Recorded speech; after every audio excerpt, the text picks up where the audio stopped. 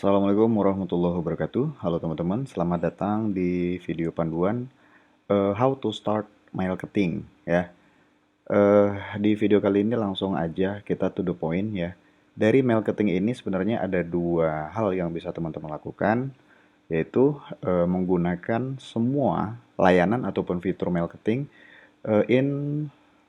in software itu sendiri ya. Maksudnya teman-teman gunakan seluruh layanan menggunakan semua menu yang ada di dashboard marketing. Nah, untuk yang kedua, teman-teman bisa integrasikan dengan pihak ketiga, misalkan dengan WordPress, dengan Mautic, dengan aplikasi yang teman-teman miliki. Seperti yang kami jelaskan sebelumnya, marketing ini lebih berfokus kepada layanan SMTP delivery emailnya, gitu ya. Oke, langsung aja kita mulai. Pada saat teman-teman memiliki akun marketing ini, hal yang harus teman-teman lakukan adalah fokus di menu yang ada di sebelah kiri ya, disesuaikan dengan menu paling awal, yaitu teman-teman harus setup domain ya. Setup domain dulu. Biasanya kalau seandainya teman-teman belum pernah eh, tes ataupun belum pernah setting dashboard sebelumnya, di sini teman-teman diharuskan untuk melengkapi domain sender terlebih dahulu ya. Ini dengan catatan teman-teman sudah punya kredit di marketing.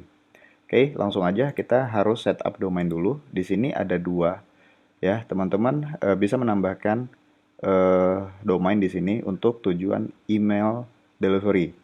Ya, di sini ada simple sender dan juga white label sender.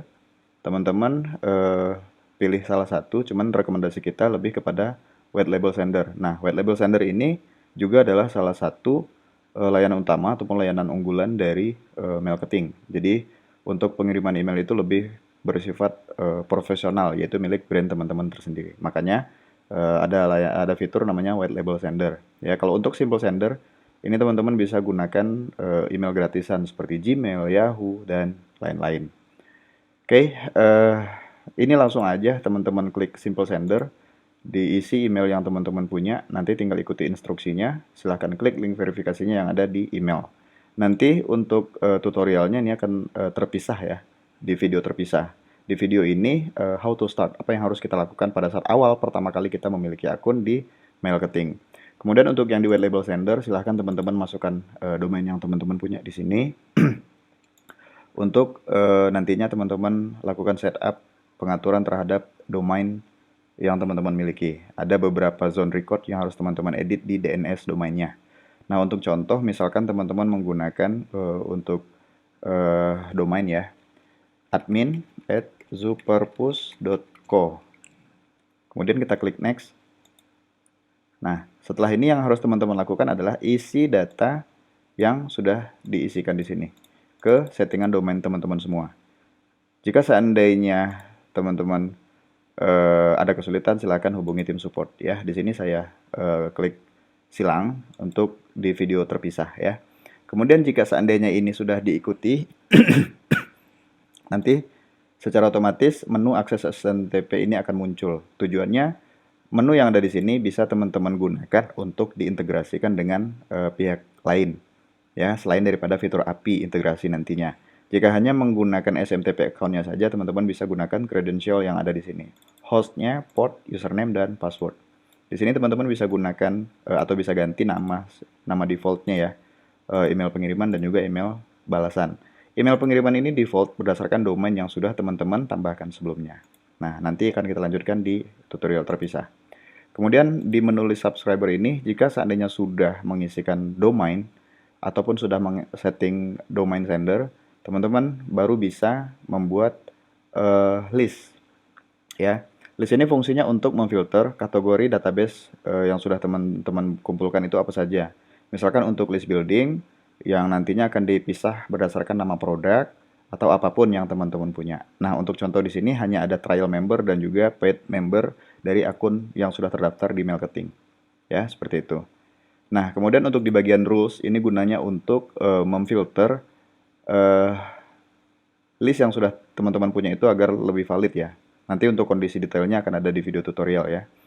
Kemudian custom field, jika ingin menambahkan isian khusus untuk di formnya. Kemudian ada fitur segmentation, ini jarang digunakan. Nanti untuk instruksi lengkapnya ada di video terpisah ya. Kemudian ada send email. Di send email ini teman-teman bisa tulis emailnya di menu campaign. Ini hanya menulis email saja dari sini. Jika nanti emailnya sudah ditulis, nanti teman-teman bisa kirim menggunakan fitur schedule campaign. Nah, di schedule campaign ini teman-teman bisa broadcast saat ini juga ataupun berdasarkan tanggal tertentu. Ya. Kemudian di bagian autoresponder, di sini teman-teman bisa buat autoresponder email berseri berdasarkan form yang sudah mereka isi, berdasarkan list apa yang sudah teman-teman kumpulkan, seperti itu. Ya. Kemudian ada trigger di sini untuk dieksekusi berdasarkan aksi dari aktivitas si subscriber. Jika dia membuka email mungkin, jika dia klik link yang ada di dalam email, atau mungkin tanggal lahirnya berdasarkan kapan gitu. Ya. Oke, ini untuk actionnya nanti akan ada ucapan selamat ulang tahun atau apalah gitu ya. Ini nanti akan ada di instruksi video yang berbeda.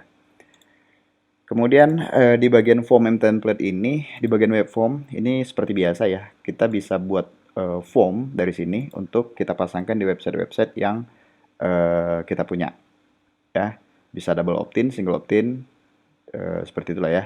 Untuk nanti diintegrasikan ke website yang kita punya. Kemudian untuk di bagian view all email template ini, kita bisa membuat template untuk delivery email.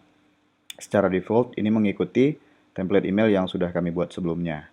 Untuk di galeri ini kita bisa melihat gambar apa saja yang sudah kita upload di dalam akun marketing kita. Kemudian di menu statistik, kita bisa melihat statistik campaign yang sudah kita kirimkan sebelumnya, berapa yang buka, berapa yang unik ya, kemudian ada berapa yang unsubscribe, kemudian diklik berapa kali, dan ya intinya ini untuk melihat statistik dari campaign yang sudah kita kirimkan sebelumnya. Untuk autoresponder ini seperti sama dengan email campaign, gunanya untuk melihat statistik autoresponder yang sudah kita setting sebelumnya. Ya intinya di menu statistik ini kita melihat statistik pengiriman yang sudah kita lakukan. Nah, kemudian di menu integration ini bisa kita gunakan untuk mengintegrasikan layanan marketing dengan aplikasi pihak ketiga, dari itu Mautic, WordPress, ataupun aplikasi yang teman-teman buat sendiri. Ya. Kemudian di bagian payment ini bisa teman-teman gunakan untuk top up kredit ataupun mereferensikan orang untuk menggunakan layanan marketing. Secara menu yang ada di marketing ini seperti ini, tetapi secara fitur seperti yang kami jelaskan di halaman sales page, ada banyak hal yang bisa dilakukan oleh marketing ini untuk menunjang kebutuhan bisnis teman-teman semua. Sebagai contoh, saya bocorkan sedikit di sini. Kalau seandainya teman-teman jeli melihat, berdasarkan list yang sudah teman-teman buat, ini bisa disinkronkan dengan Facebook Leads ya. Jadi kalau seandainya teman-teman beriklan, memanfaatkan lead magnet dari iklan Facebook, sangat bisa dengan mudah dihubungkan menggunakan layanan marketing ya. Nah, di video awal ini terkait bagaimana cara mulai menggunakan layanan marketing seperti ini. Nanti untuk layanan terpisah nanti untuk tutorial terpisah akan bisa teman-teman lihat setelah video yang berikut ini. Terima kasih sudah menyaksikan video ini. Lebih dan kurang saya mohon maaf. Wassalamualaikum warahmatullahi wabarakatuh.